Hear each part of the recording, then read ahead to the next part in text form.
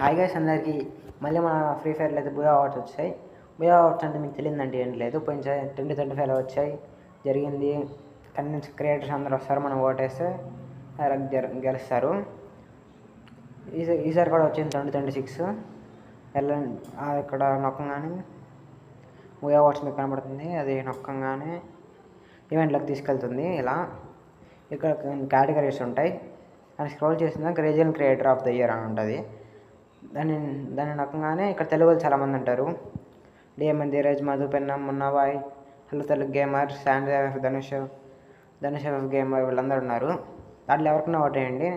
తెలుగు వాళ్ళకి నేను మున్నాబాయ్కి వేస్తున్నా. తెలుగు వాళ్ళు దాంట్లో ఎవరు గెలిచినా ఏం కాదు. దీంట్లో స్టేమర్ ఆఫ్ ద ఇయర్ కంటెంట్లో చూడండి, తెలుగు వాడు ఒక్కడే ఉన్నాడు మున్నాబాయ్కి అందరూ ఓటేయాలని కోరుతున్నా. తెలుగు వాడు సత్తా చూపించాలి మనం. స్టేమర్ ఆఫ్ ది ఇయర్ కంటెంట్లో మున్నాబాయ్కి ఓటేయండి. మున్నాబాయ్ డైలీ స్ట్రీమ్స్ చేస్తాడు. అందరూ ఓటేస్తారు అనుకుంటున్నాను.